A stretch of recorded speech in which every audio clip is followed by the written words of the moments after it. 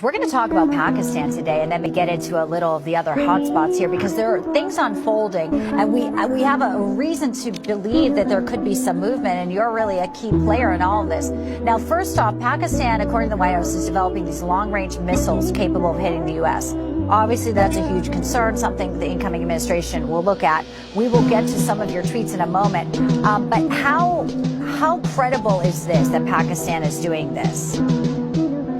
Well, first of all, our future Secretary of State, Marco Rubio, is going to do an amazing job. We'll have this on his plate. He will have to deal with a lot of the countries around the world that have nuclear weapons. Obviously, if a country has nuclear weapons, it changes the position of how we deal with them.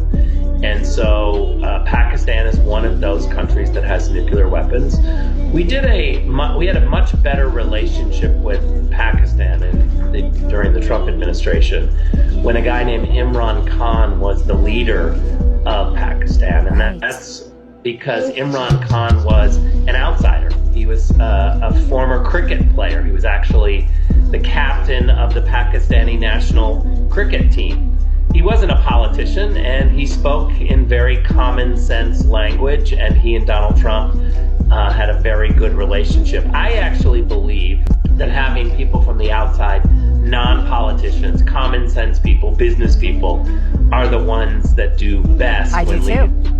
And so I'd like to see Imran Khan be released from jail. He's currently in prison. A lot of the same allegations, just like President Trump, where the ruling party put him in prison and created some sort of corruption allegations and false allegations, and he's in prison now.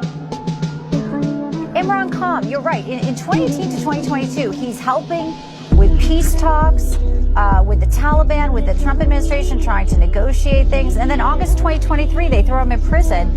And some do believe, including yourself, that this was to keep him from being in power. Now, the State Department, I know you tweeted about it. You have 12 million views. You said free Imran Khan. State Department's finally making some comments about it. Matthew Miller voicing concerns, and we'll just put it up again. You said you're late. This is too little, too weak of somebody and a government that's totally authoritarian, maybe putting this man. Do you think Imran Khan potentially could be freed as a result of you bringing some awareness to it? Look, I would say add Pakistan to the long list of subjects that Jake Sullivan and the Biden team have clearly decided that they have to make some progress here at the very end, the last 45 days, because they haven't made progress in the last 4 years. There's a whole bunch of issues that they're throwing now out to just say, oh, we care about this issue. After ignoring the issue for 4 years, Pakistan is now one of them.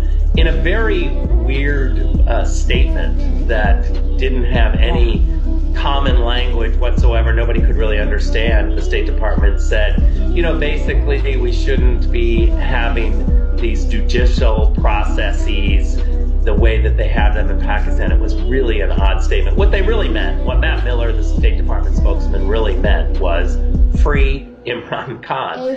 And so I just came at him and just said, why don't you just say it? Instead of pretending like you care about all these processes, the judicial process, and nobody really knows what you're saying, just say what you mean, which is let the guy out of prison who actually wants to run for office and let the people decide.